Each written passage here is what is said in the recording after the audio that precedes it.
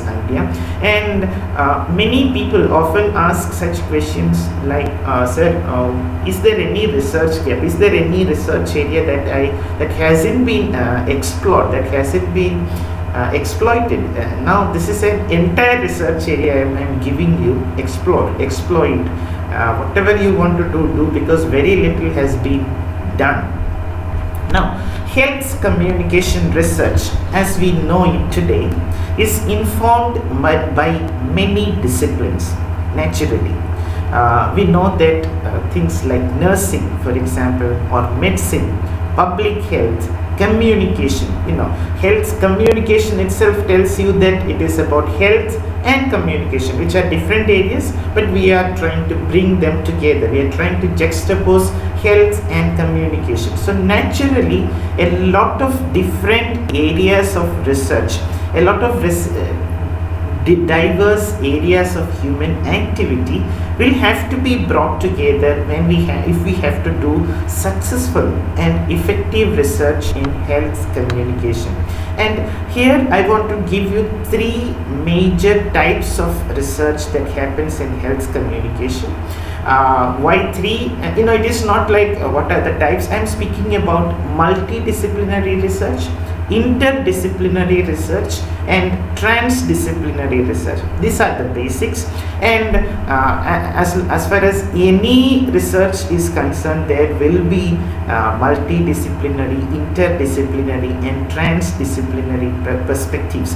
But I understand that there is a lot of confusion. Even though it is very simple, there is a confusion regarding what are the differences between these three different types of research. So the first one, multidisciplinary research.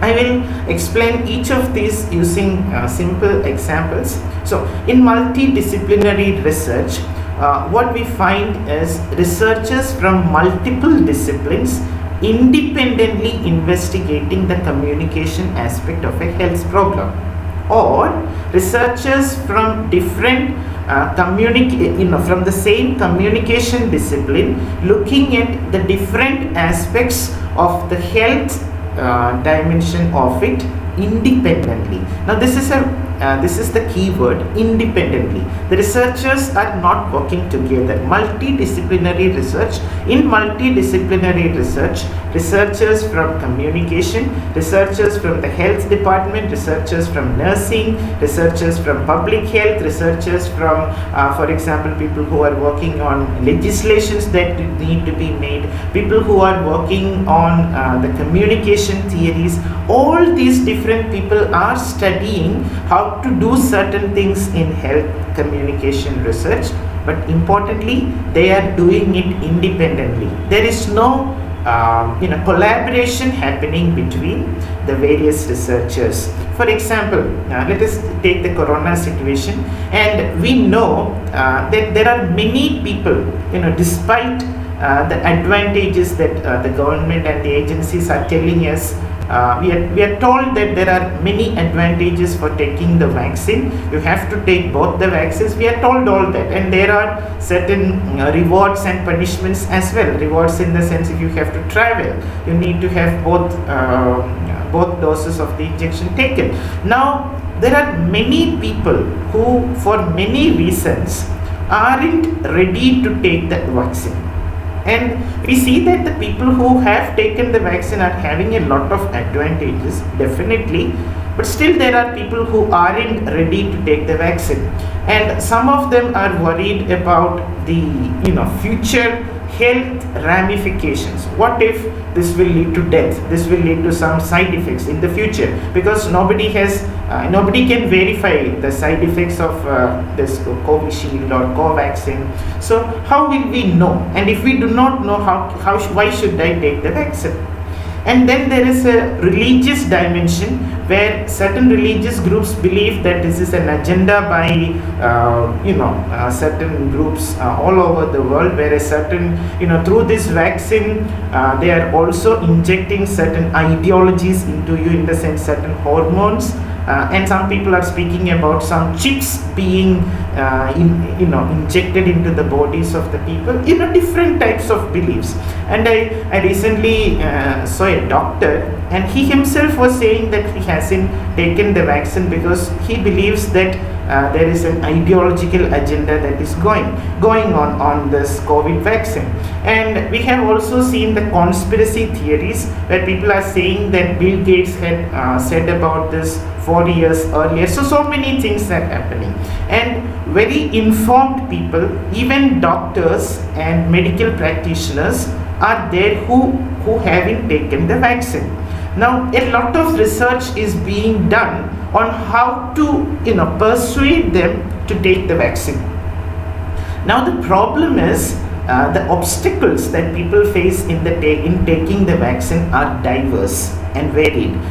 For example, for a pregnant lady, initially the government said that pregnant women should not take the vaccine because it may have some side effects.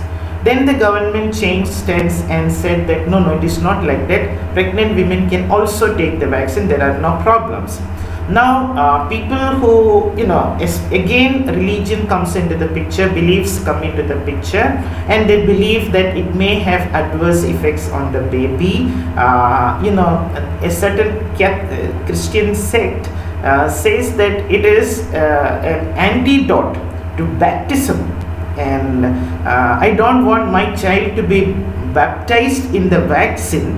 I want my child to be baptized in the holy water, and then I can allow my child to be baptized in this vaccine. So, very many thoughts are there. I cannot say that something is wrong or right. That is not our concern. Now, our concern is many people are researching on it, and many people, health activists, for example, health workers, are coming to our home and trying to convince us. Now, what is happening is there is very little coordination happening between the different types of researchers, and so you have to convincing them. Convincing them is one thing. It is about the medical dimension of it, but you have to also tell them about the religious dimension. So that also has to come to the picture. And religious people, people who are professionals or who are experts in the religious doctrines, maybe they can shed some light on how to counter the arguments of innocent people. There are so many things. Now, bringing these people together is something that we have failed to do. Research has failed to do. That is why it is independent research still happening on people's behavior and things like that. I'm not speaking about the medical side of it. I'm speaking about how to persuade people to take the vaccine alone. So these days we understand that such an independent approach, especially for complex questions that address human health and human behavior, can easily lead to the classical example of name the elephant, describe the elephant problem. Some people are saying that the elephant is a broom, some say that the elephant is like a pillar. Now all of them are describing the elephant, and all of them are right, but none of them is right. In some ways, none of them is right. This is the problem. Different people focusing exclusively on different aspects, different sides of the same problem can develop radically different impressions, and these multiple impressions, when we put them together, it will be too far from the reality. It will be very far from what the reality is. Hence, the importance of interdisciplinary research in health communication research. Interdisciplinary. Now, what is interdisciplinary research? It involves researchers from multiple disciplines. But we can take the same example itself, what needs to be done to improve the rate of vaccination in our country. So researchers from multiple disciplines collaboratively investigating the different dimensions of this COVID vaccination crisis in general, and then finding out solutions that will have all the dimensions sufficiently answered. This is interdisciplinary research. So basic difference between interdisciplinary research and multidisciplinary research is, in multidisciplinary research, researchers do their work independently, no collaboration, while in interdisciplinary research there is a collaboration happening between the researchers and their results will be one. Each of them will not have separate results, but they will have a single result which will include the findings of all the people, all the different disciplines.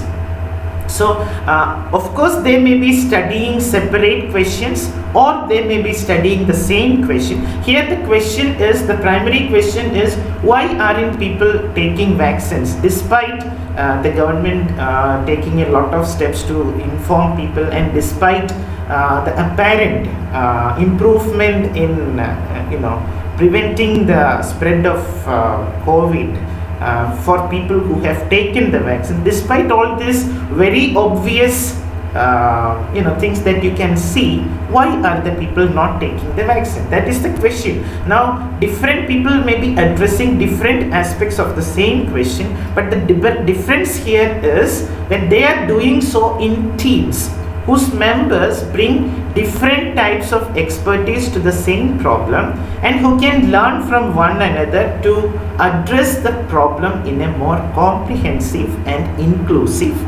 manner. This kind of interdisciplinary research is inspiring for the impact it has on improving the general health of the public. And this happens, we have the classic examples of HIV, for example, the use of birth control measures, all these things. Initially people were very circumspect to these things, but gradually over a long period of time, these people, researchers, could convince people about the advantages of using different things and things like that, and that is how general health has improved. Now, whether it is a matter of government agenda or policy, whether it is directly connected with people's health, these are something else to be discussed. That is not our concern. I'm just giving an example.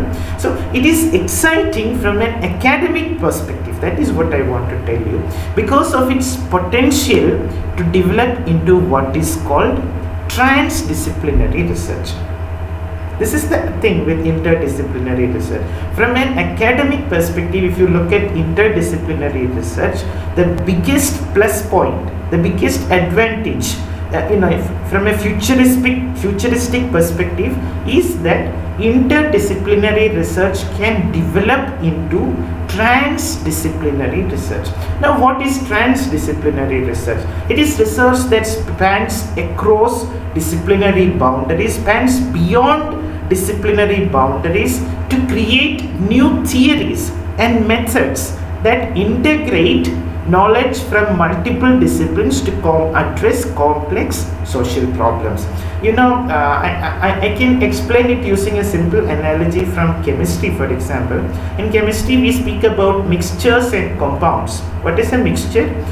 If you add sugar to salt or sugar to sand and then mix it, what you will get is a mixture. Nothing new is formed. There is only sugar and sand. No reaction happens, nothing. A new thing is not formed. However, if you add two things and a new thing is formed. Now, I don't know how to give examples because I'm not good at chemistry. But suppose a chemical reaction happens and then you are getting sulfuric acid. Now, what happens is, I don't know whether it is a foolish example or a wrong example. I would say, water comprises of hydrogen and oxygen. But if you just mix hydrogen and oxygen, you are not going to get water. It is a complex thing. I don't have examples to give. Sorry for my poor knowledge in chemistry. But you get the idea, I guess. Something new is formed. A new thing is formed. That is a compound. When something new is not formed, that is a mixture. Interdisciplinary research leads to the creation of a mixture, whereas transdisciplinary research leads to the creation of a compound. Something new which doesn't have exactly, Nikita. Second, I was thinking about the same secondary imagination. It creates. It is creative. It is creative. It blends and merges. Fusion. In chemistry, we speak about fission reaction and fusion reaction. Now in fusion what happens is, whatever is formed will not have the qualities of the things that went into the compound. Will not have that. It will have its own qualities. Whereas in a mixture, the things that went into the reaction will retain its properties, and no new properties will be explored. So that is transdisciplinary research. Now we are using it for health situations, and we are using it to apply to social problems. And a very interesting definition, I will read it for you, to transdisciplinary research. Just listen to it carefully. The broad aim of transdisciplinary research relates to removing barriers to thought, barriers to our thinking about what might be possible if we harnessed all knowledge without regard to disciplinary boundaries in generating solutions to health issues. This is the definition. This was a definition given by Parrott and Kruter. Parrott with double T. Just write Parrott and give another T, and that is Parrott. Sir, could you please repeat it again? I will just copy it for you because it is in a Word document for me. I will copy it and paste it in the chat box.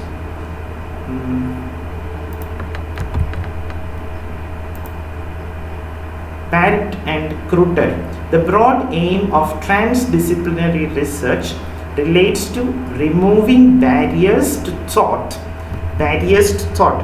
It is interesting. It is not barriers to something else. It is barriers to thought about what might be possible if we brought together everything without worrying about disciplinary boundaries, because our goal is to find solutions to health issues, which is very, very much primary, which is very much fundamental to our existence and survival.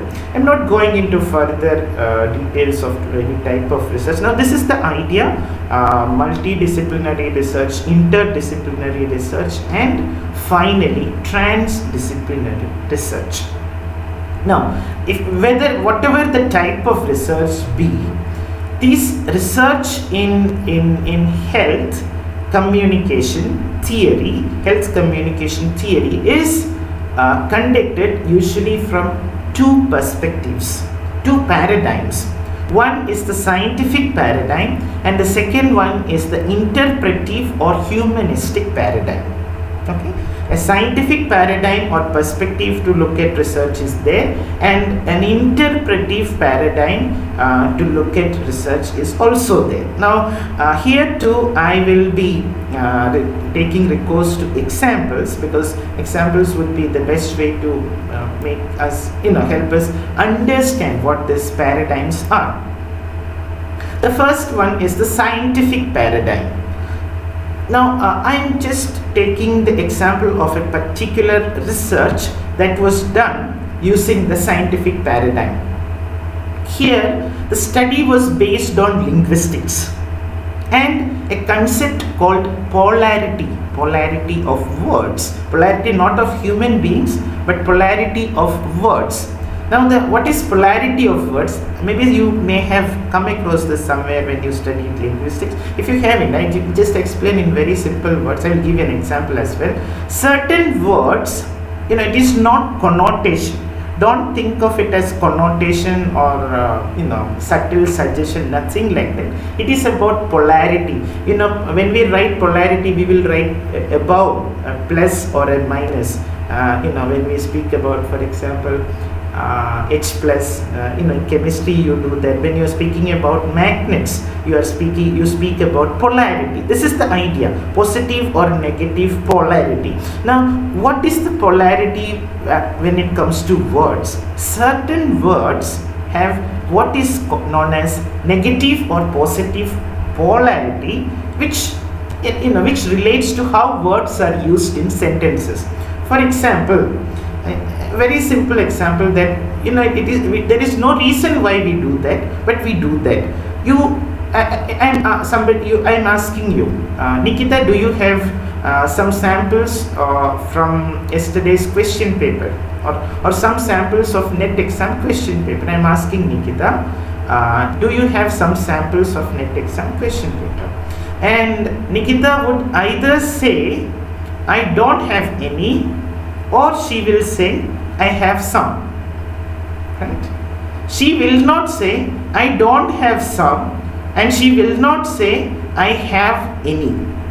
Got it? The words any and some are used in particular situations only.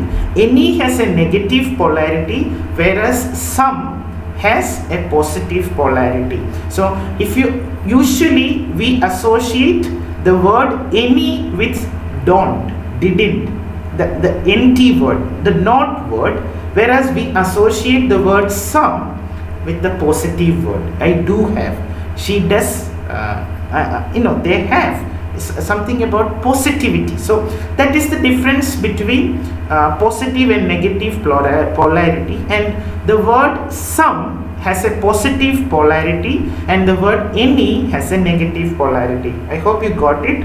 I will say, if somebody asks me if I have something, I will say either I will say I don't have any, or I will say I have some. I will not say I don't have some, and I will not say I have any. Though there is no reason why we should. It is just the way language is used. Now, because do not goes with any and it has a negative polarity, and because do goes with some has a positive polarity. Now, researchers were interested in learning if this polarity between words would have an impact on health communication. Okay? Health communication. And what they did was that they asked a group of physicians, doctors, to help them with this experiment, and they designed an experiment to test the effect of some versus any on patient communication. And they trained the doctors to ask two different questions. Some doctors would ask a particular question, some doctors would ask another question. So one group of doctors would be asking, is there some, after the treatment is, so after the diagnosis and prescription, everything is over, they will ask this question to patients. Is there something else you want to address in the visit today? And the others will ask, is there anything you want to address in the visit today? Simple experiment. Is there something else you want to address? You came for this sore throat problem, but is there anything else? Always we hear this from customer support executives. They may not solve our problems, but at the end they will ask us, is there anything else you want from us? All customer service executives are taught to ask this. Now the difference is between some and any. And before patients entered the doctor's room, the researchers asked them to complete a survey where, in a very innocent manner, they asked what all health problems they have, and what are the things they want to address in today's meeting. And after this complete thing, they recorded the whole thing, and the whole thing was analyzed. And you know what? The results were startling. It was like 80% and 20%, very huge majority. So the finding was, the researchers found out that if the doctors asked, is there something else you want to talk to me today, do you want to discuss, then patients were 80% more likely to come up with something else. Whereas if the doctors asked, is there anything else you want to talk to me today, then they had only 20% likelihood that they will bring up anything. Now, none of the patients knew anything about word polarity. They didn't have any theoretical idea about anything. They were just asked this question, but this is what research proved. This is scientific research, scientific paradigm to health communication research. Yes, it is. I have drawn an example from linguistics because that is what we people can understand and relate to very easily. That is why I drew such an example. Now, this is the idea. This is a very scientific perspective. What is the perspective? So the conclusion would be something like, word choice affected behavior in a predictable and therefore potentially controllable way. Controllable in the sense you can predict how people will behave, and so if you use this, then that will have better results. And they also observed something very interesting, the results which could be translated not in a language translation way, but it could be translated into some use. The idea was the visits to the doctors didn't last significantly longer regardless of which question the doctor asked. So this was also a very interesting finding. If the doctor asks is there something else you want to say, and if the doctor has to spend 10 more minutes with the patient, then you know that there is a cost as well to asking such a question. But what research interestingly found out was that there was no cost, because otherwise the patient would just ask something else which is totally unrelated to his health problem, but still the patient would waste the time because somewhere the patient is dissatisfied. Something is there that the patient wanted to discuss, but the patient himself or herself doesn't know what is it that she wants to discuss, and so she will while away the doctor's time saying something. This is the whole idea with this research. So this is known as the scientific paradigm. Okay, hope you got the idea. The second paradigm, I'm not going into any theory. The second paradigm is known as interpretive or humanistic paradigm.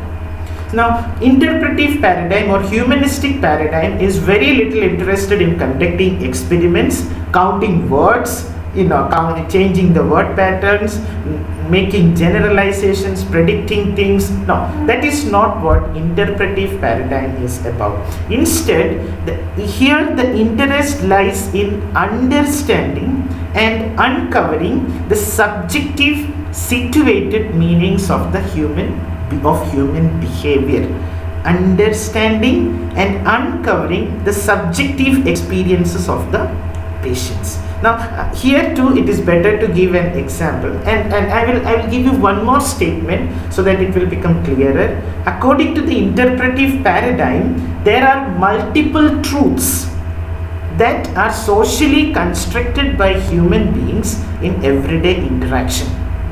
There are truths. Remember what I discussed on Monday about the second layer of fictional reality that human beings are able to create. Now this is what we are speaking about in interpretive paradigm. There are multiple truths, and truths within double quotes, because whether they are truth or not, that is a different question, and in the example it will become clearer. So there are multiple truths that human beings create in their everyday interaction that will help them fare better in some situations. Now, I will give an example. It was a study conducted by Alan DeSantis in 2002.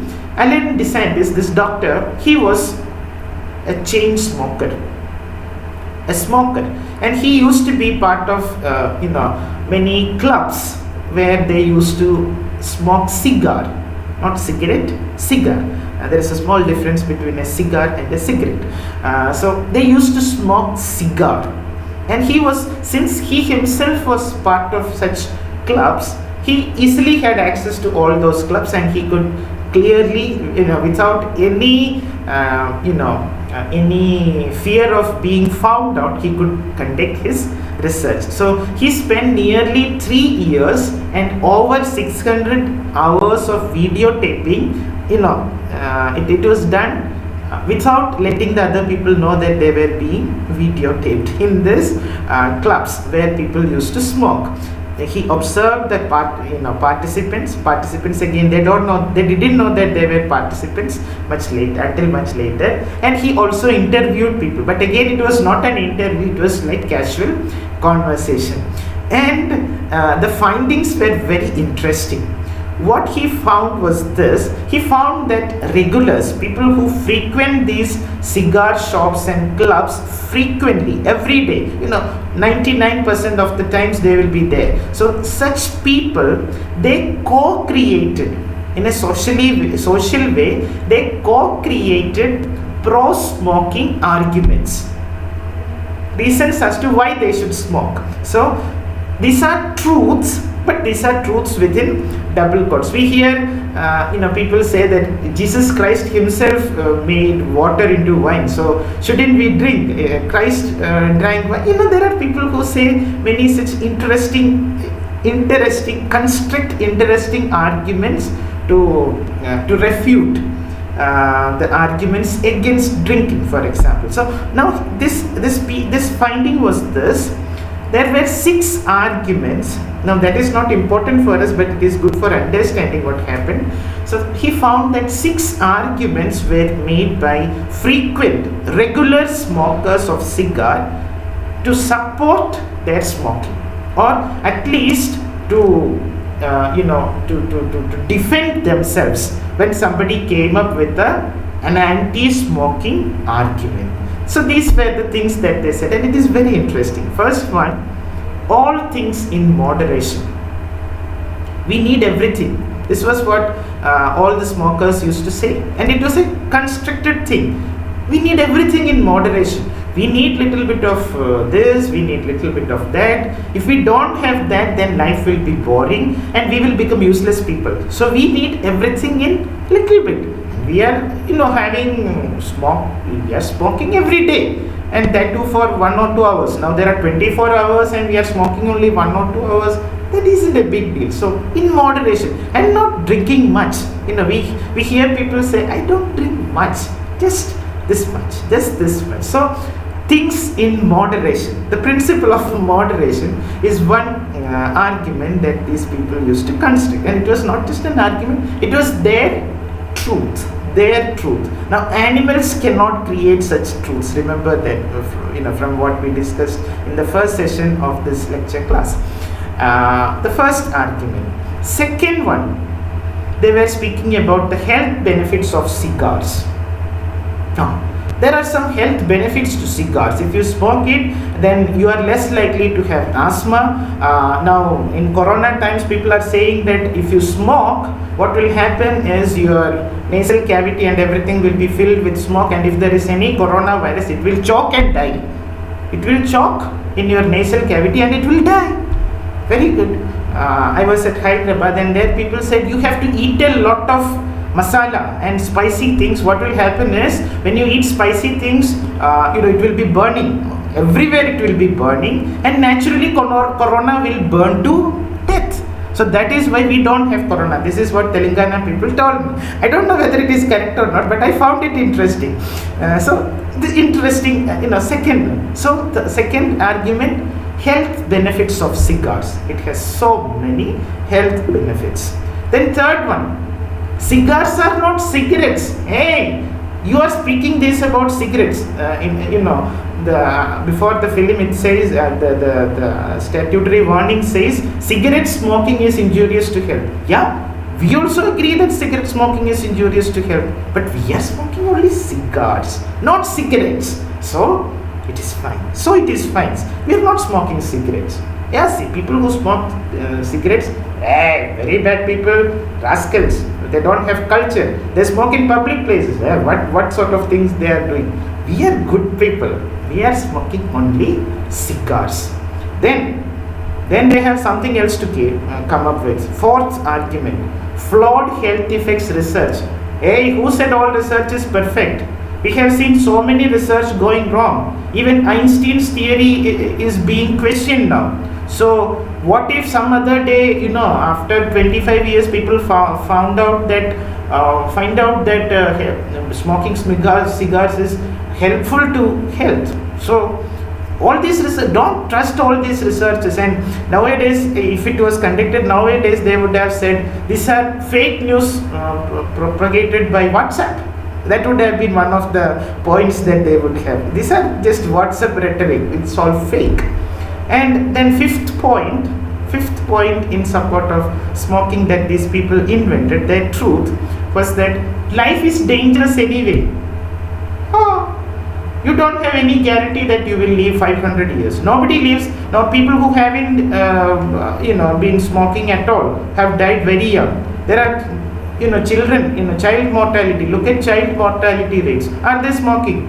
But still they die. So life is anyway dangerous. So what is the point in saying that smoking will kill people. No way, no way. And the last one was something he named the Greg effect. Sixth point, Greg effect. Now, who is Greg? What is Greg effect? Greg was a person in that company. Greg was a cigar shop regular who died of heart attacks. Who died of not heart attacks, who died of a heart attack. He died of a heart attack. So the Greg argument was that it was stress and alcohol, not cigar smoking, that killed him. So whenever somebody came up with the argument that cigar smoking will kill people, they will say, look at our friend's Greg. He was a chain smoker, but he didn't die of cigar smoking. He died of other health issues. So anybody who dies, people will say that they died of cigar smoking. Yeah, they do it as a part-time activity, but that doesn't mean that they died of cigar smoking. Nonsense. So these were the kind of arguments that these people constructed. Hope the thing that I was saying on the first day about a second layer of fictional meaning, fictional truth, fictional reality that humans invented, I was speaking about that. Hope that is making more sense now. I hope. Now, whenever there was a threat from anti-smoking rhetoric, people speak about the bad effects of smoking. The cigar smokers then would invoke one of these commandments. They have 6 commandments, 6 big commandments, and they would invoke one of them and prove that this rhetoric is wrong. What we do is correct. This is what people do. This is what we call the interpretive or humanistic paradigm to health communication research. Hope it is clear. So ways in which people create realities, create multiple subjective truths to suit their ends. So in everyday interaction, this is what interpretive paradigm is, and I'm sure that many of you know so many such things happening in many social situations. And why aren't you doing a research on it? If you want to write a paper, if you want to do a PhD, how many examples are there, and how many such participants are roaming around you at your own house? You can see such people roaming around you, and if you look within yourself, you can find that you yourself have invented many such truths, many such layers of meaning to save yourself from dangerous situations. So this is the interpretive paradigm or the humanistic paradigm. Not so much for cigars, but more for chocolates. We have our cigars. Our cigars will sometimes look like chocolate, sometimes it look like cookies, sometimes it look like bike riding. It will have different names. That is our cigar. But because due to poverty, we'll just sign with the pen as of now. Yeah, we will chew the pen. Yeah, exactly. So Angel has a question. Is it entrepreneur? She didn't know the meaning of entrepreneur. You were telling a word. I guess she's not catching. Interpretation. That word. Interpretive paradigm. Interpretation. Interpretive, or better to call it humanistic paradigm, because that is interpretive paradigm. Nikita, thank you. Okay. Now I want to take you to something else. And it is another interesting question that health researchers face. Health communication theory and research often encounter roadblocks. And one of the most important, and in India, 74% of researchers who have done research in health communication theory have said that they had to stop their research midway because of this particular roadblock. Now, what could be that roadblock in India? It is the morality roadblock. Morality roadblock. For example, let us look at sex education arguments among parents. In India, sex education arguments among parents. Just an example, and everything will be clear. Let us classify these parents into two, as regards giving sex education to their children. We can call them sexual liberals and sexual conservatives.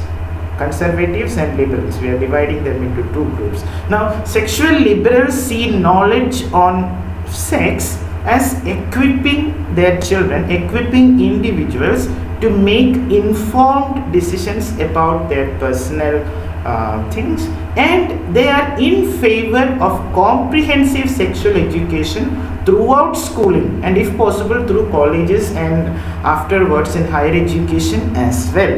So they are fully in favor, because they believe that if you have to teach people, only then people will be able to make informed decisions about their sexuality. And it is not like whatever you say, it is a part of life, so you cannot avoid that, you cannot ignore that, so it must be taught, and it must be comprehensively taught. There shouldn't be any limits. Okay, you should treat teach them up to this part, up to the belly, and not down the belly.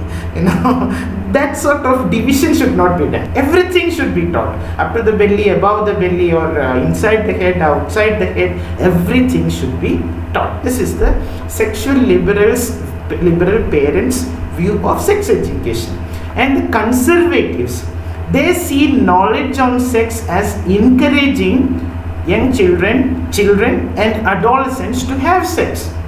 Hey, our children are innocent people. What do you think? And you teach such dirty things to our children, and then they are led astray.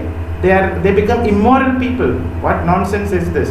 And they believe, it is not that they don't believe that it should not be taught as taught. Nothing like that. They believe that sex and related secrets should be taught inside the family, in order that the morals to be included in the conversation can also be added, as if morals are some spices that you add in some curry, some masala. Morals will also be sprinkled into whatever they are telling their children. Morals and religious values, all these things will be sprinkled. And so when you give this sort of a curry of sex education to their children, it will not only be savory, but they are not only saying about savory things. I will explain that too. So they will get the idea in a proper way, and they will not be led astray. This is the idea. And some of these people see the importance of teaching sex education, but only through abstinence only programs. So when you say that, you have to first say that this is something that you should not do, but there are such things. There are such and such things in your body, there are such and such things in your system, such and such desires may come, but you should never look at it. They are dirty things that are put into your body by some dirty somebody, and you should not look, you should not touch. Abstinence. You should completely abstain from everything. Abstinence, abstain. You should completely stay away from anything related to that. And then there are people like interesting people like Sigmund Freud and Prescott and William Reich, the theorists. Now they have yet another perspective on sex education, historically inspired by people like William Reich and Sigmund Freud, and to an extent Jung. They hold that what is at stake in sex education is control over the body and liberation from social control. Now, parents will have such very practical concerns. Now, theorists are having some social concerns as well. They are saying that there are two aspects. Whenever we speak some theory, we will say 1 or 2, 3 or 2. There are 4 aspects, 5 principles, so many things. So, theorists say that there are 2 aspects. 1, control over the body, and 2, liberation from social control. Okay, these 2 things are involved in sex education. So they tend to see the political question as to whether society or the individual should teach sexual mores. Who should teach? Is it the family or the individual who should teach children sexual morality, or is it the society who should teach them? So sex education may thus be seen as providing individuals with the knowledge required, 1, to liberate themselves from socially organized sexual oppression. Very valid point. Socially organized sexual oppression, a liberation from that sort of knowledge is required. And secondly, the person who gets this education must be given the chance to make up their own minds, to decide for themselves. So that decision power, they should know that they can decide, and only when they know that they can decide, they have the choice, they will exercise their choice adequately. In other words, if you say that at the beginning itself, if you say that this is not something that you should never look into that direction, if that is the instruction that you give, right through, the tendency would be to look in that direction. If you say don't look, the tendency would entirely be on looking into that direction. Now if you say that okay, this is here, you see this, now you can tell them that now you have a choice whether to look or not to look, and based on this exercise of choice, there are advantages and disadvantages, and you can teach morality and religion, everything in such a way so that they will know the thing, and then they will take knowledgeable correct opinions. And what is correctness varies from person to person. In addition, sexual oppression, see, this is a very important issue that very few people are actually teaching. When we become teachers, we say that education is the all-round development of an individual, but which round part of the body are we teaching about? No round part is taught about, no all round, only about maths, physics, chemistry. And every teacher thinks, if I am an English teacher, I think I am here to teach literature, poetry, I should not be teaching about this, that and this. And the science teacher will think that I have syllabus to cover, I have chemistry, all the atoms are wandering about, and I have to put them all into the box and give to the children. And the physics teacher will be worried too much about other variables and things. So everybody is worried about those things, and nobody actually teaches. And things like even hygiene, who will teach? Who will teach? Everywhere we are told they will teach, there you will study, but where?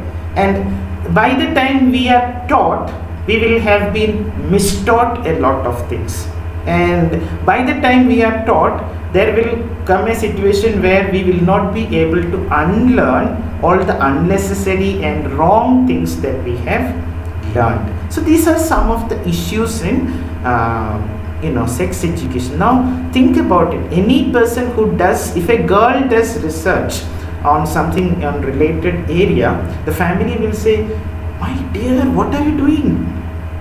You are a girl.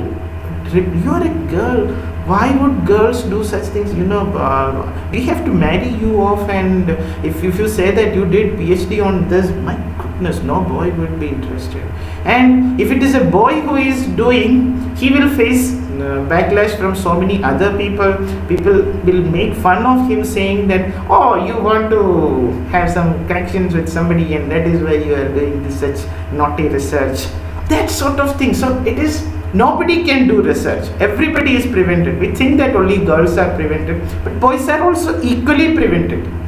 And boys are expected not to think much about it. They are only expected to act, not to think. So don't think about these things. If you think too much, what will happen? You will not be able to act. And this is something that happens in male communication. If you think too much, you will not be able to do anything. So if you want to perform well, you should not think much about it. A rhetoric, a very famous rhetoric that goes around male circles. Now, all these problems are there. Now, I'm speaking about the roadblocks.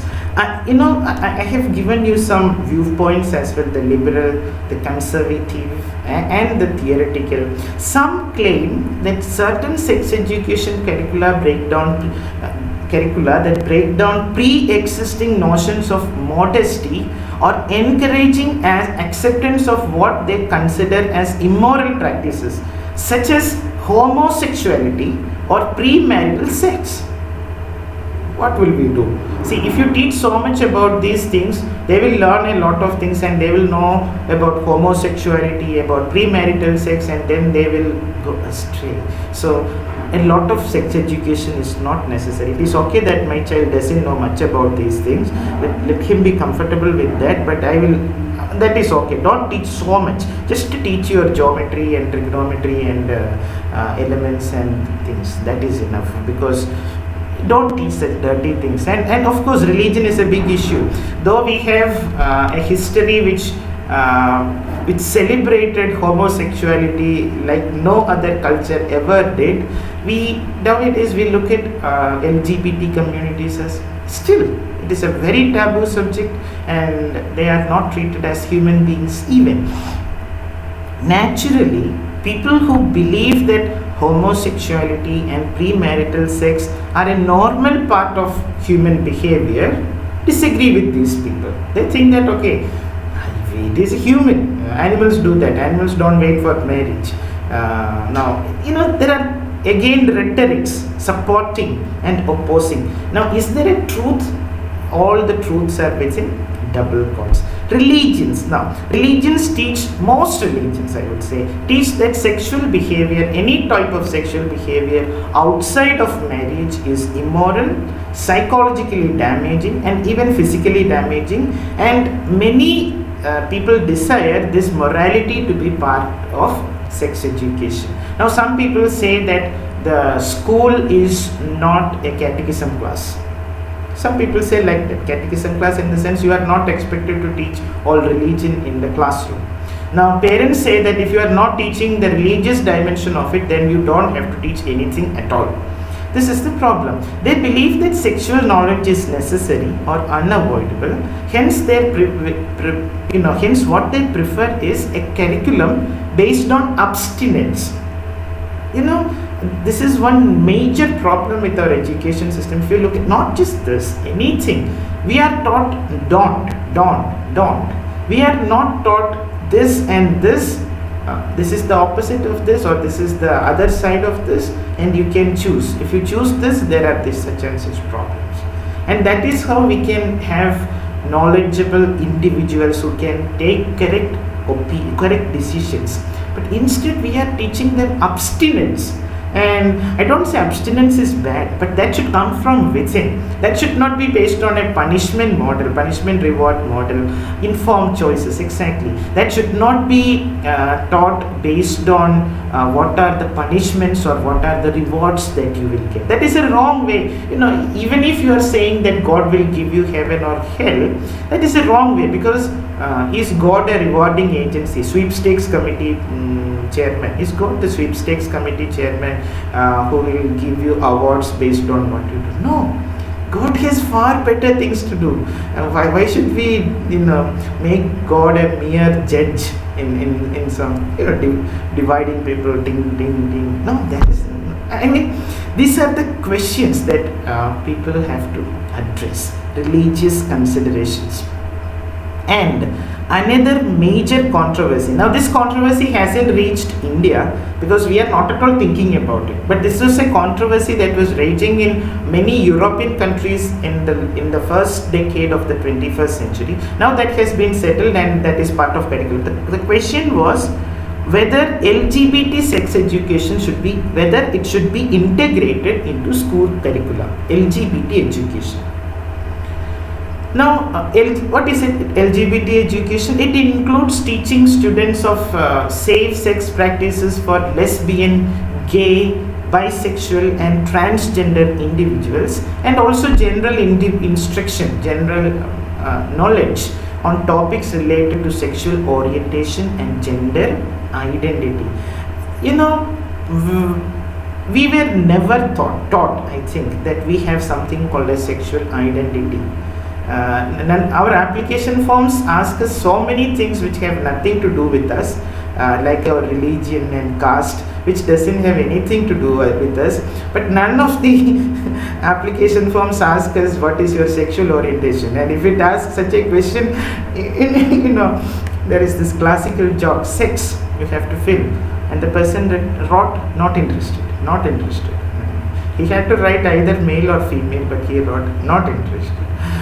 So, these kind of jokes have become, our application forms. Our application forms are jokes, big jokes. that asks all the wrong questions. Now, this is LGBT education. Now the problem is, it is a very delicate issue whether we should teach it in schools or not, because most religions condemn homosexuality. Most religions condemn homosexuality, and it may be true that a person who is straight or who doesn't have a homosexual leaning might not venture into homosexual things. That may be, but what about people who are born with homosexual interests? That is a big issue, and don't they have rights?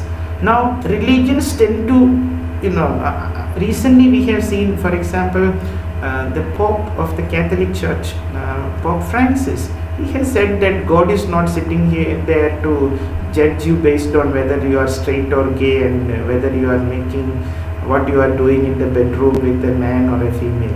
Pope Francis, right? He came up with a very open statement, which is probably correct, I don't know, but he is facing stiff opposition in the church.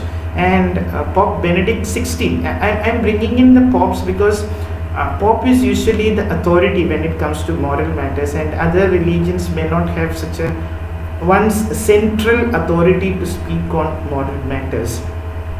It is said that Pope Benedict, the former Pope, had to resign because of the pressure. He also wanted to say certain things. When you think about Pope John Paul II, the earlier Pope, he was completely against homosexuality. But that time, what also was there was the research and knowledge wasn't there to tell you that brain science or neuroscience hadn't developed so much to tell you that it was not a matter of choice. That time people probably believed that homosexuality was a matter of choice. And then if it is a matter of choice, then you need not, or you should not, I don't know. But if it is not a matter of choice, if you are biologically hardwired as a gay or a lesbian or a transgender, what can you do? This is the question. And studies have shown that many schools do not offer any such education. They do not even mention the word LGBTQ. Nothing at all. And even in the United States of America, in 2019, just before the COVID outbreak, there was a study, and the LGBT students said that they didn't hear anything positive about their sexual identity right through their school life. They didn't hear anything good about their identity as a lesbian or a gay or a transgender person. Now, think about the depression and the anxiety that these people are going through. What will we do? What can we do? The pro-LGBT argument, the people who support pro-LGBT should be included in school education, proponents argue that encompassing homosexuality into the curricula would provide the LGBT students with the sexual health information they need and help to ameliorate the problems such as low self-esteem or depression or lack of identity crisis that research has shown can be present in LGBT individuals.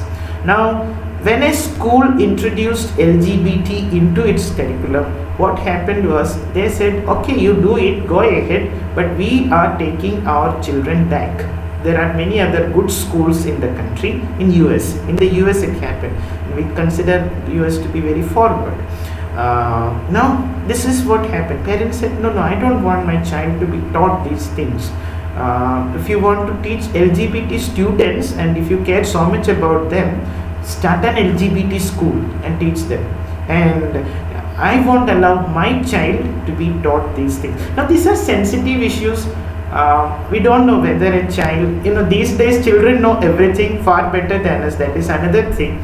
But it is another issue whether a child who is made aware of these things, how the child would react. For example, a child who is not belonging to any such community, who is straight, let us say. So what will that child understand? and how will his mental, or that is a difficult question to answer, and psychology has to address these questions, and again this is where research has a lot to do to understand how to solve this problem, because we want more inclusive education, but without teaching, if you are giving sex education, you have to also give LGBT sex education, and if you give LGBT sex education, other students are leaving the school.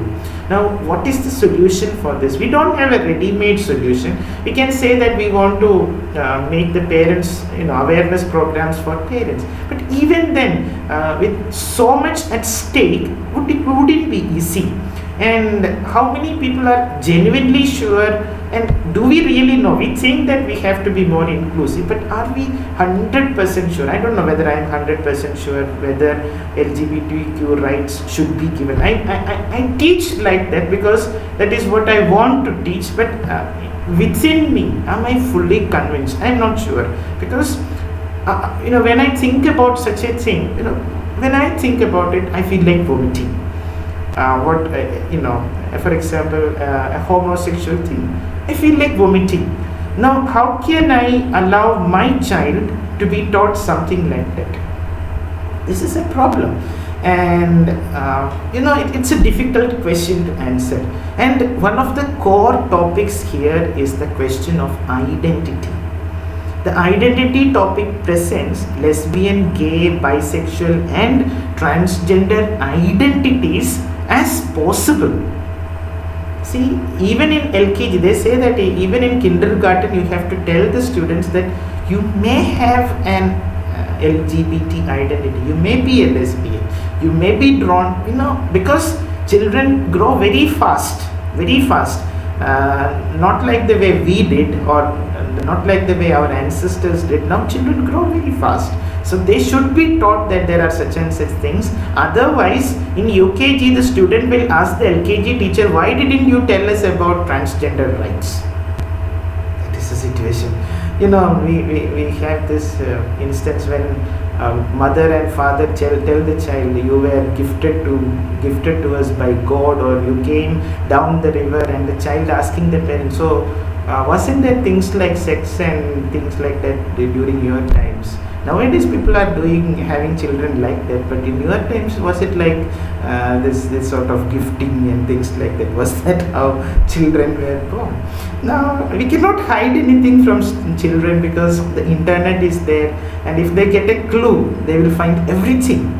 And they are very good at using the internet, far better than any of us. So the question of identity, these standards will start in kindergarten, and the future of sex education, there is a chapter called Future of Sex Education. It points out that it should start in kindergarten and should evolve into more complex topics throughout schoolings as the identity of students mature. This is what they say. Now, I don't know what will happen if in our LKGs we teach students about these things. I don't know what will happen. Honestly, I don't know what will happen. In Andhra Pradesh, I think there is a chapter on.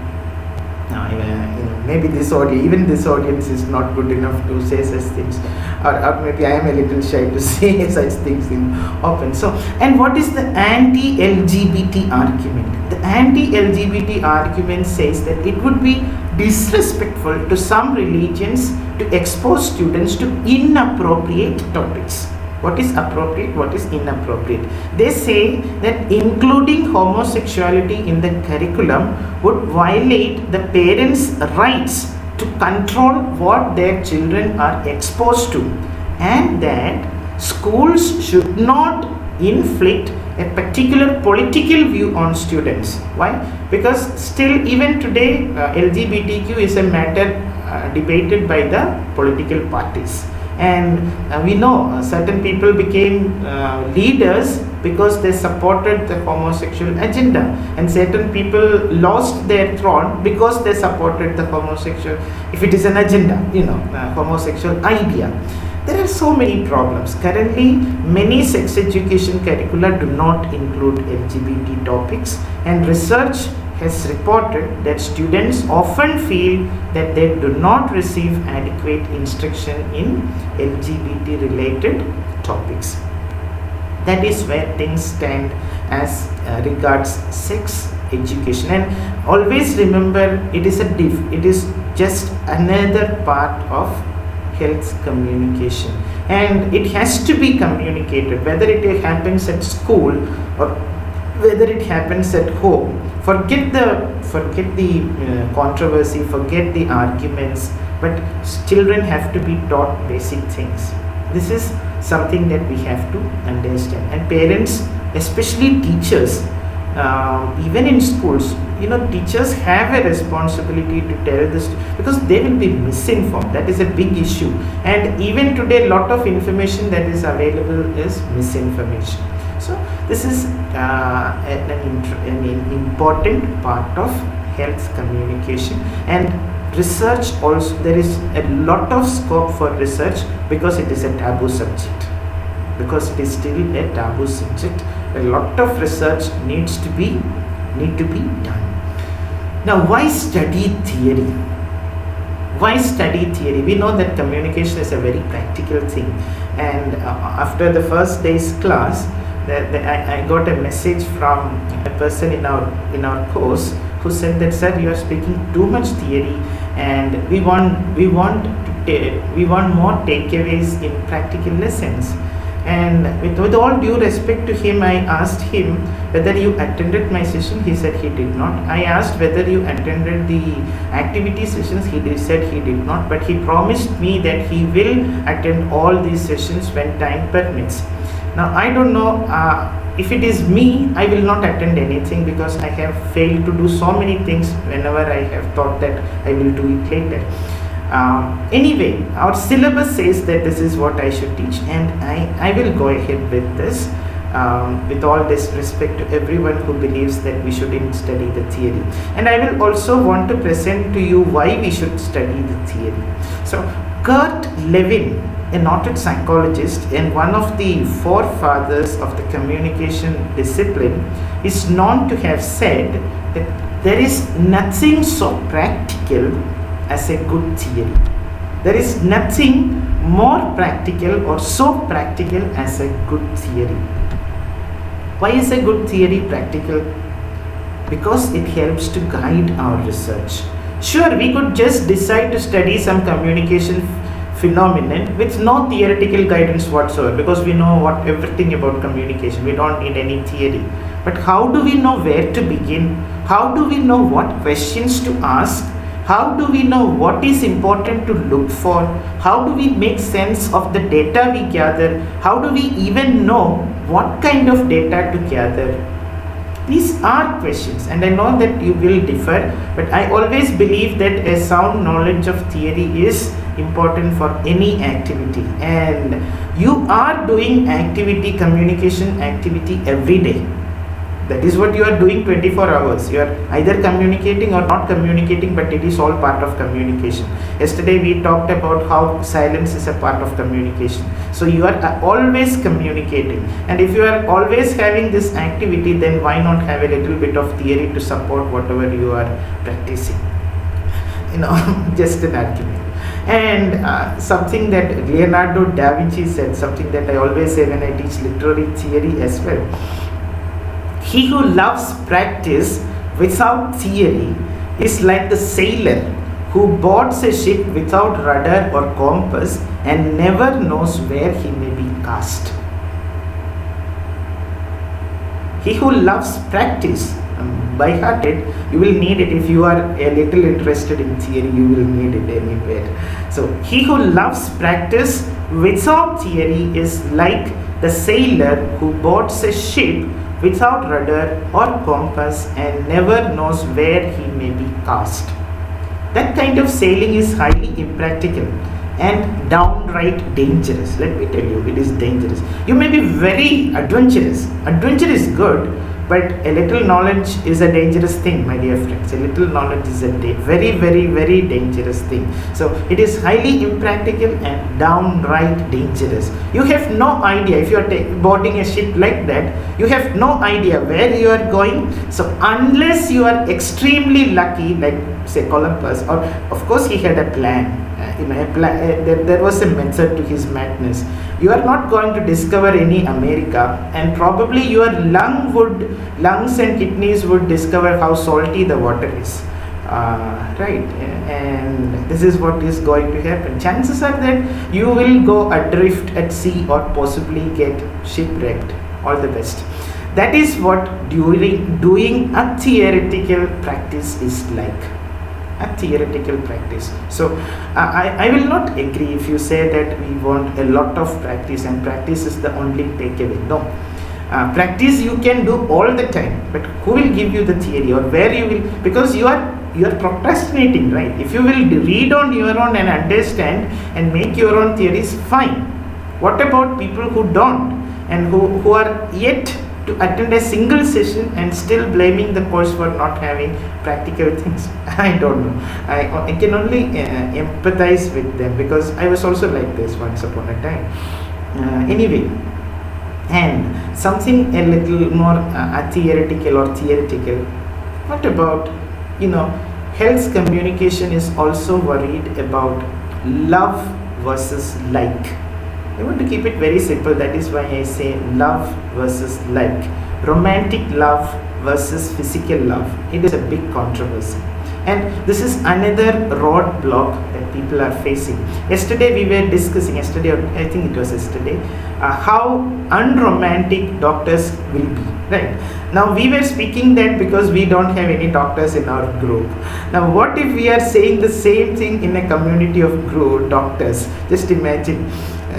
I mean, no offense intended. I also believe that, and there was a time when somebody came to me with a proposal for a doctor, and the moment I said I needed a reason to say no, and the moment she told me that her brother's daughter is a doctor, I didn't need any more reason. I said no.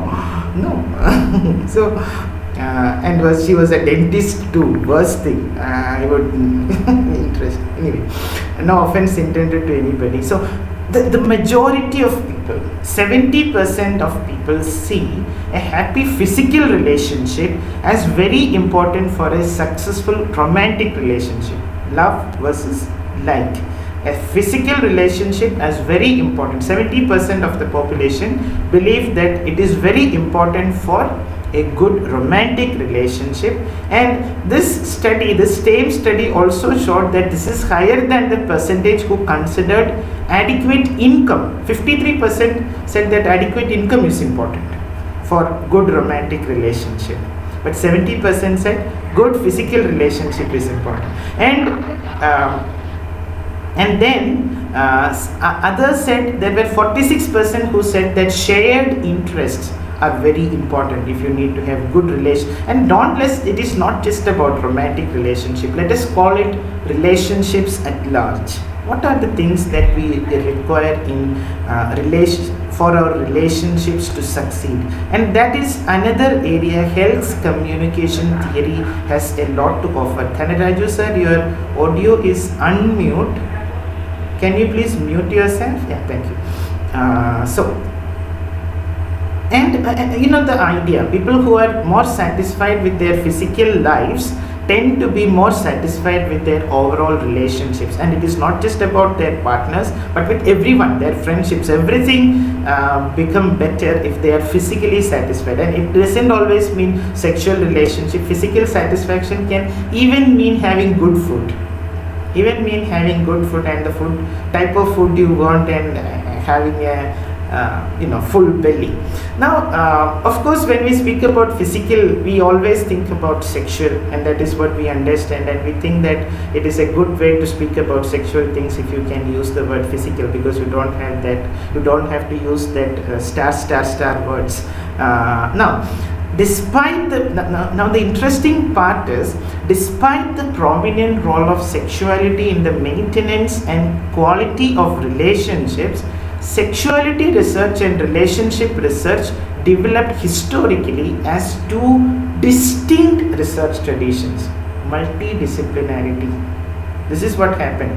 Relationship research, this is another opening where research has to be done. Physical relationship and relationships in general. This is something that should have developed together. We needed either interdisciplinary, probably needed interdisciplinary research, but what we had has been only multidisciplinary research. This is what has happened in these relationships. So now what has happened is in 2010, as late as 2010, human beings have been doing things since the beginning of humanity, and it required somebody to speak about it in 2010. Lisa Diamond, she's the lady who is credited with bringing into people's attention the need to bring sexuality research and relationship research together. It needed 2010. Think about it. How many years passed before people realized that we needed to do some research on this? 2010, Lisa Diamond, she gave 2 independent talks at 2 different places. Don't worry about the places. So what she did was she lamented the relative absence of research on the interaction between sexuality and relationships, and called for what she hoped would be a kind of merger between the 2 disciplines. Given that sexuality is, now we have around 11 years of research after, Lisa Diamond called for this merger. Now what has happened? A few theories have developed, a few theories have been adapted or borrowed into this concept to help people do research in this area. And this is at a very nascent stage. This research hasn't prospered. It is at a very nascent stage, and in our country nothing is happening, but it is very important that people do research and study and think about these things. So the first theory, I will give the 3 theories, or shouldn't I? I shouldn't, right? It's almost 7:30. I shouldn't. Already we have had so many theories. So I will just give you the names of the theories. You can read and understand. So the first theory is the attachment theory, and the basic idea is, it says that the connection a child had with the caregiver, that is the relationship that develops into other relationships later on, including romantic and physical relationships. The relationship between a child and the caregiver, seeking and maintaining proximity, seeking comfort when needed, experiencing distress upon separation, and viewing that person as a secure base for everything, as a fountain of hope, as a fountain of care, attachment, all these things. This is the fountain from which everything starts, and it is also concerned with attachment, anxiety, and avoidance. Some people, for example, if you look at autistic people, they don't like to be touched. You touch autistic children and they get very irritated. Some people get violent. They are very averse to touch. They don't like being touched. And even people who don't have any autism, some people, and I think it was one of the famous Russian short story writer, what is his name? Anton Chekhov. It was Chekhov who said that I don't get tired of touch unless it is from my wife. So he didn't mean it that way. Don't listen. I will be doing a grave injustice to him if I say that only, because he said he was a doctor by profession and he was a writer. He said literature is my lawful wife. He said medicine is my lawful wife and literature is my mistress. When I get tired of one, I spend the night with the other. And as a reply to this, in continuation to this only, he said this statement. So I will be misquoting him if I don't say this. So Anton Chekhov, very interesting person who had some very interesting. He was a person who suffered from a lot of psychological distress, depression, anxiety, lot of problems. So attachment, anxiety and avoidance is an important part of it. And then there are theories of communal relationship and responsiveness. Basically the idea is, in a family, we give care to our family members not based on whether they will give it back. It is not a give and back relationship, at least in theory. We don't expect anything back. For example, a mother gives care to a child, not expecting that when he grows up, he will look after me. People may expect, I don't say they don't, but it is not usually based on this give and take principle. So communal relationships, people provide care non-contingently. That is, they give care to each other with little concern for what they will receive in return. So that's that sort of relationships, and that is why people like Lord Buddha have all said that is where you have to, that sort of love, platonic love.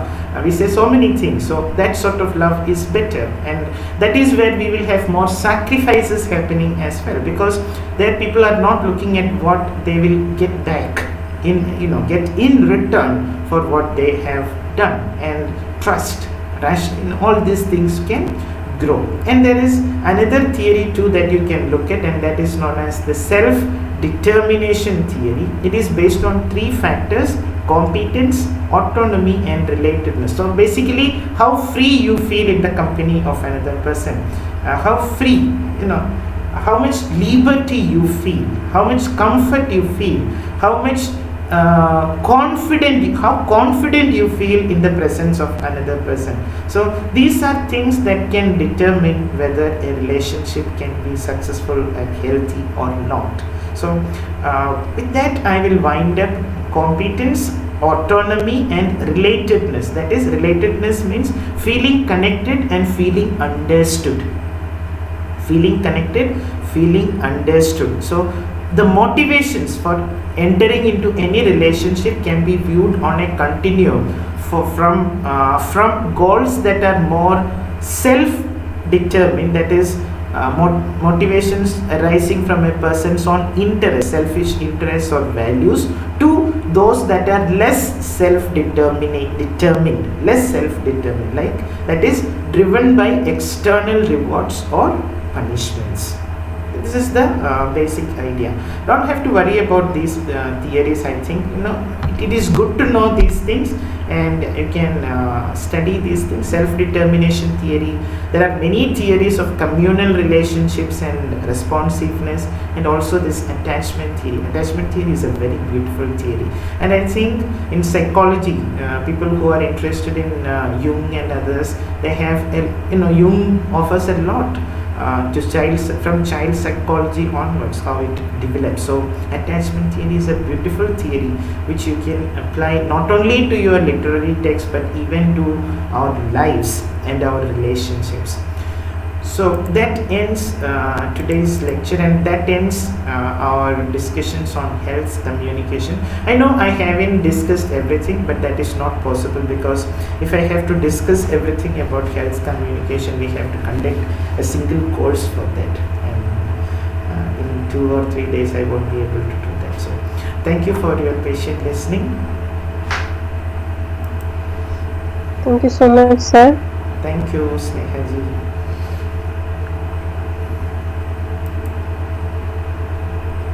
Thank you, sir. Really interesting session. Thank you, Angel. Sir, Donna was asking that after your session, can she present something or? Yeah, why not? Donna, go ahead. Sir, am I audible? Yeah, you are audible. Yeah. And sir, you are talking about love versus like. And you are telling about the importance of adequate income in a relationship. I want to share something, that there was a program on NTV, and one girl, she cheated her boyfriend, for he is not having adequate income. And this boy approached MTV to give her a good punishment. He want him to give her a punishment before the audience, and she was given so much, so many guys were approaching her, and they were telling, I love you, and finally she was fed up, and these guys who approached her, they were telling her that, yeah, I'm earning 1 lakh per month. And the guy came and he was telling, I earn 1,50,000 per month. So many guys are approaching. These are actually a pre-planned program by the guy and MTA. And finally, she came to know that it was her boyfriend who gave this, who was behind this plan, and she was totally messed up. That's what I want to share with you. MTV, yeah, I mean. I actually don't remember the program of that. It was I an think MTV. there are many programs like that. One is Split Villa, and they all are on MTV. I mean, I know only the theory. I am very bad at speaking about real life situations, and I think there are many people here who can speak better on these things. Real life situations are totally different than all these theories. No theories can be disagree. Scenario. But what I would say is theories help. It is not that theories you can apply and solve everything. Theories will be, console us that this happened and this is the theory. Okay, nothing. It will not change anything. Pain will be there. It's there's a status actually. Kanisma is raising her hand. Kanisma, please go ahead. My suggestion is to think about what is happening on our roads, and because there is a lack of driving skills based on theory. For example, give way to the right. You're on the road, you're joining a road, and you have to give way to the person who's coming from your right hand side. So he will come and then you will follow. Now these things are so-called theories. This is the theory of driving skills, and you all know what is happening on our roads because people don't know the theories. For example, I know that when I walk on the road, I have to walk against traffic. I think I've mentioned this once before in another one of our sessions. And it is important to understand that when we are walking against traffic, we can see oncoming traffic. Oncoming traffic can see us, and we can protect ourselves from any kind of collision, right? And if we see something very large coming towards us, we can walk to the side and we can allow the larger vehicle to pass. These are theories, and I have been exposed to these theories. Why do we walk to the left or to the right? And these are very important. This is an example, all right? And insofar as the love and the money story goes, I do remember a statement that says, when poverty comes in, love flies out the window. And I don't know that this is true. It is not true in many cases. People go through poverty together and they find a better life. So there is a very important part of theory in our lives. And I do not think that theory should be thrown out the window. I think that without theory, our practices are often very far from effective. Thank you. Yeah, very good example of why we need theory, because we are told that we should walk on the right side of the road in India. But do we really know why we should walk on the right side of the road? Yeah, Kanisma beautifully explained. Yeah, that explains theory. Angel, you have something in your brain. Go ahead.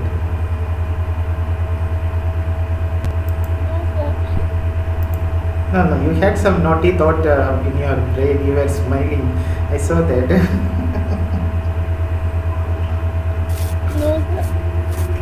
Samya, you can come on camera. Please come. She was on camera. She just Yeah, went out. then she just disappeared.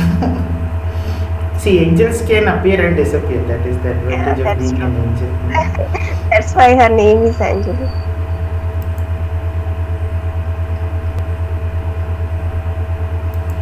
Shashanka, we haven't heard from you. One day you were not there and he sung a song. Oh, really? Okay, let us hear from you.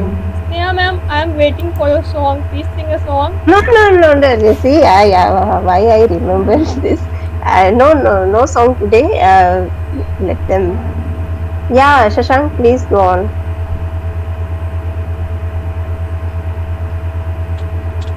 I have nothing to say. I just it was an interesting lessons, but we should know the theories in every ground, so that it helps us in practical life. But without theory, we can't relate the things. That's where the theories of science, Einstein and other every sector has a theory. So the world is surviving with particular theories, actually. Unfortunately, theory is often considered a theory many years after, not much, but Yeah. many years afterwards. Emil Durkheim, or there's a very interesting person, it'll take me 1 second to remember his name. He told us about the unity of alternate generations. Now, this is very well known in our Indian homes, that the grandparents and grandchildren are alternate generations. Now, they have a very beautiful unity because they don't have the same kind of obligation. You see, the parent and child has an obligation to each other. The parent has an obligation to provide, and the child has an obligation to accept what is provided, the provisions. But grandparents don't have that. So there is something called the unity of alternate generations. It is not that we have only theories in science or chemistry or biology. There are many important theories in every sphere of life. And I want to say something else. We often get a certain kind of slack and flack also, that, oh, you're an art student. Now, that did not happen to me because I wasn't a particularly art student or a science student. I had a composite kind of school education. But the fact is, to do very well or to go deep in any sphere of knowledge will include theory and practicality and so many, and practicals and all that. But no sphere of knowledge can be said that this is more, it's a superior level and it needs more intelligence. And too long we have, in the humanities area, we have been told, oh, humanities, it's not all. But you have to remember that your bureaucrats, very few are going through the science and the maths patterns, and most of them in Allahabad University, in Delhi University, it was history that was the chosen sphere for the bureaucrats, which at one time was a very important caste in India. In fact, it is still today also a very important caste. And we have to understand that theory will always be the beginning. We start with any sphere of knowledge with theories, and then we go to practicals, and there are theories and practicals in psychology, and then there is the debate, is psychology a science or an art? And do we not know that all subjects have some areas of science and some areas of art? Yes, ma'am. May I tell anything? Theory in our life, like we have, they all theory give us and guide us, give meaning to what we see. Not any theory. We need it. We need every theory in our life. Need in hierarchical order. Need for achievement. Always all. You can say in our life, daily to daily, we need a theory, and we get some knowledge for every theory.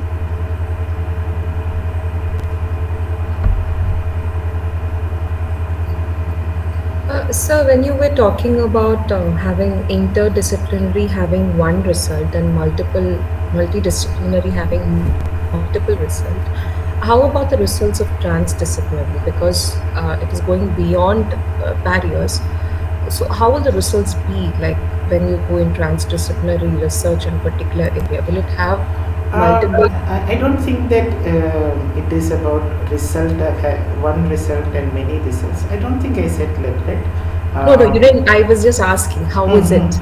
Yeah. The thing is, results depend. You can have 10 results from a study.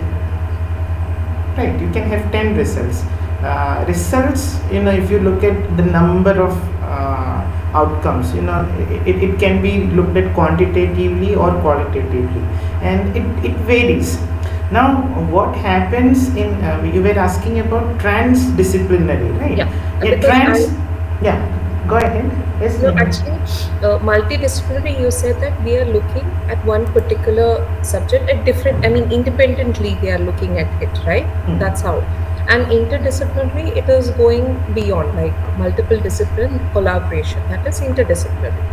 But I find it a little bit confusing between inter and trans. What is that fine line? Trans goes across disciplines. In interdisciplinary research, what happens is, if I am a nurse, I will do what I know, and I am not worried about anything else others do, but I collaborate in an environment such that the final result or the final outcome of the research would include all the findings together. It will be, that is why I said it is a mixture that we are having in interdisciplinary research, whereas in transdisciplinary what we are having is we are fusing the whole ideas together, and it needn't always be that the individual researchers together are making the findings. Maybe there is someone else, or maybe there is a system that collaborates all these things and makes sure that the findings, even for example, a very good example is what happens in say Microsoft. Now in Microsoft what happens is different people are assigned the task of making, let us say, creating a certain part of the computer. None of them know anything about what others are doing, right? Somebody designs the screen, somebody designs the camera part, somebody designs the touch part, somebody designs the keyboard, but nobody knows the whole picture. And this is the essence of big corporations at last, because they don't tell anything fully to anybody, because they don't want their idea to leak.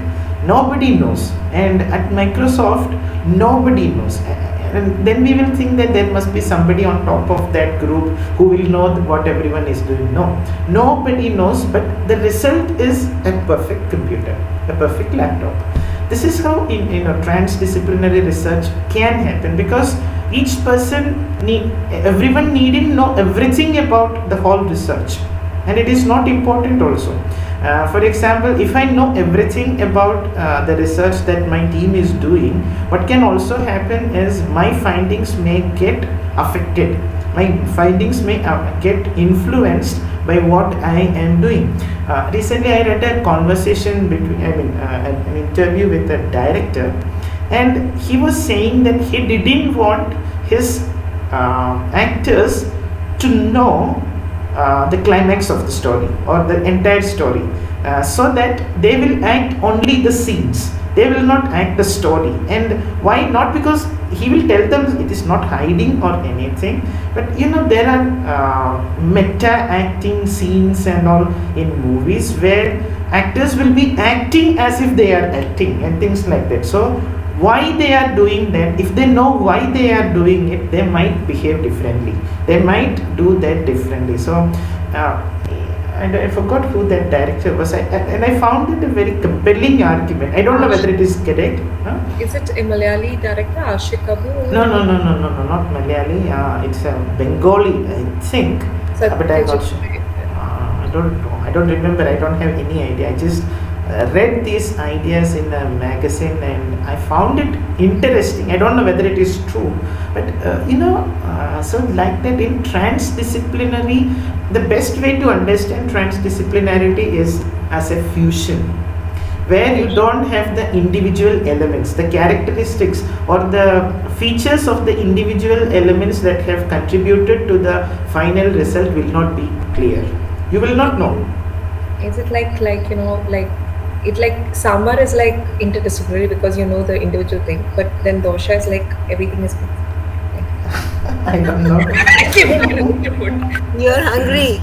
Somebody is hungry. Maybe because in sambar, for example, you cannot say that I don't want this, I don't want that this, because everything together contributes. We know. But in dosha, it's like everything is mixed and coupled. What Nikita said is correct, the correct way to look at it, because that is even more complicated. The way Samuel Taylor Coleridge explained the difference between primary imagination, fancy and imagination. Fancy is interdisciplinary research and imagination is transdisciplinary or secondary imagination if you look at primary and secondary imagination. It was why I was asking is because just in grade, I'm just totally teaching in grade 1 and we have different themes coming up in 6 themes to cover in IB curriculum.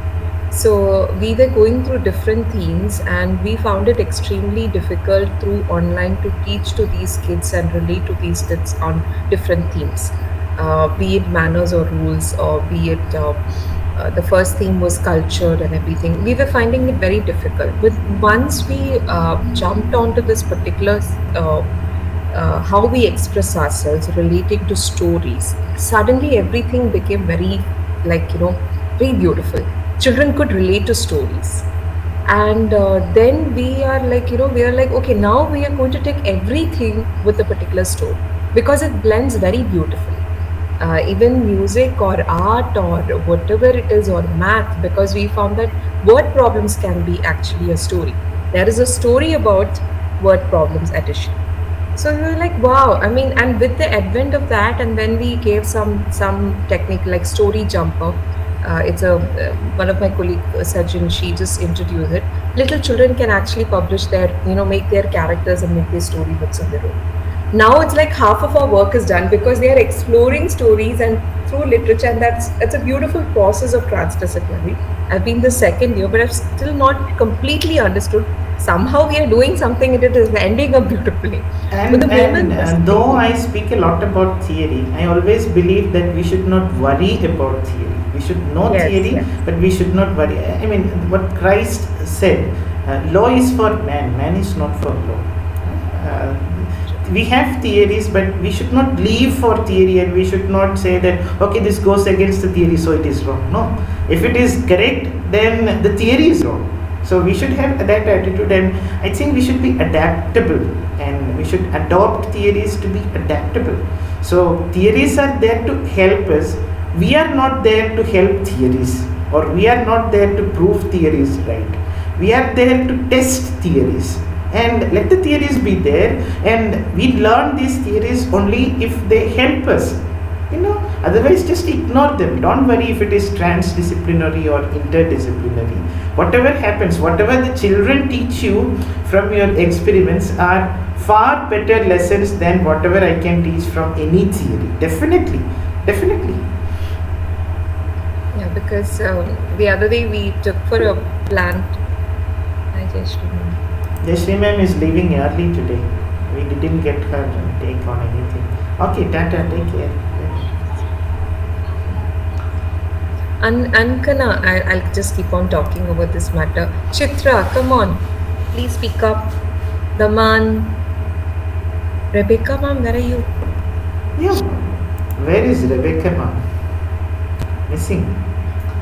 We both had the same expression when it was talking about morality came, I could say. We were mirroring each other's expression. Like, kya re?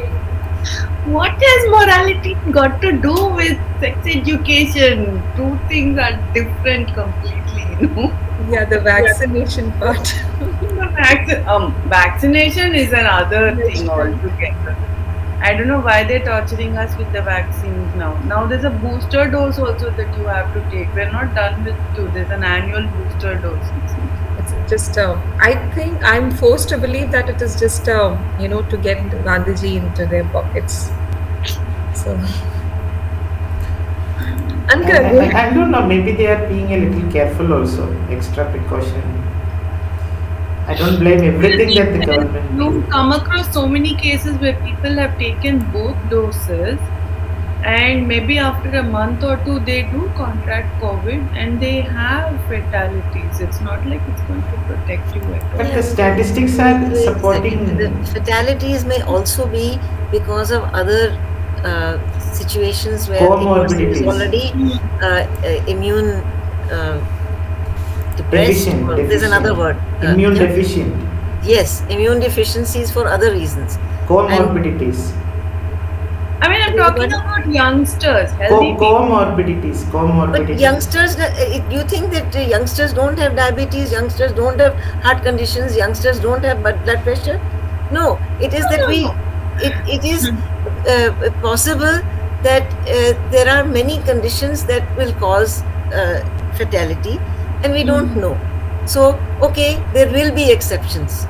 But the wider thing is again the theory. The theory is that if we wear the mask, we maintain distances, we maintain hygiene by washing hands and not touching lots of things, and most importantly, not participating in crowds.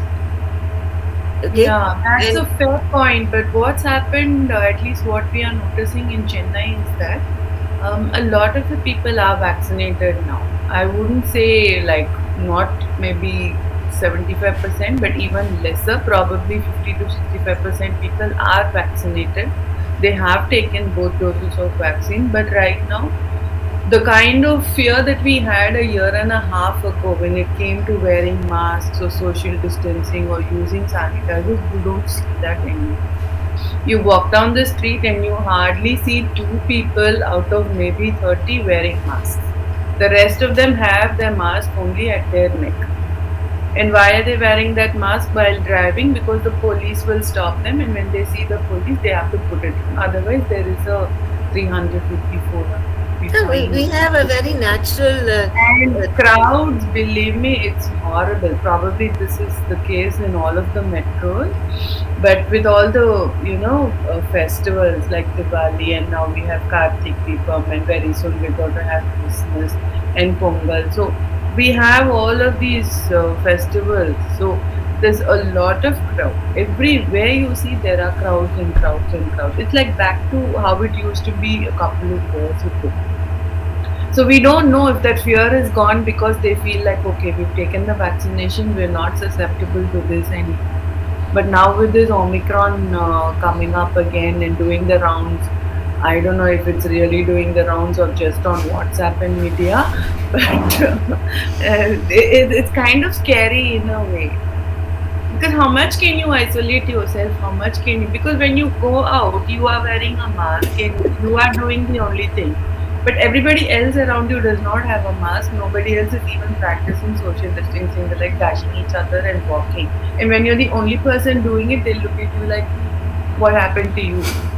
Are you not vaccinated? I'm like, I am vaccinated. I had to take the vaccine. But I'm still having a mask where it has to be, on my nose and my mouth, not on my nose. This is a Not a very, neck mask. this is a common thing. This is a very common thing that we It's don't. scary though. It's normal, but it's still Yes. scary though. It's very scary. I agree, and I am like you. But only thing is, I don't care if anyone looks at me as if I have 2 horns Yeah, on my head. I don't Me care, too. and that is the most important thing. That our social system is always bothered. Oh, I have to have so many people in that marriage because I went to so many marriages. By the way, you went to a marriage, you gave a gift. Sorry. Transaction You over. gave a gift for 1,000 rupees and they gave you something only for 200. How does that work? Did you not tell them that this is what you got? Those kind of conversations also happen at weddings. Yes, they do happen. And then there are people who say, no gifts, please. And all Yeah. gifts are there. And everyone gives a gift. And then there's another one, please put your gift in the box for X charity. But do you think that gifts are not given? I'm telling you, we are a rogue nation. I don't know about other nations. I do not know. We hate to follow rules.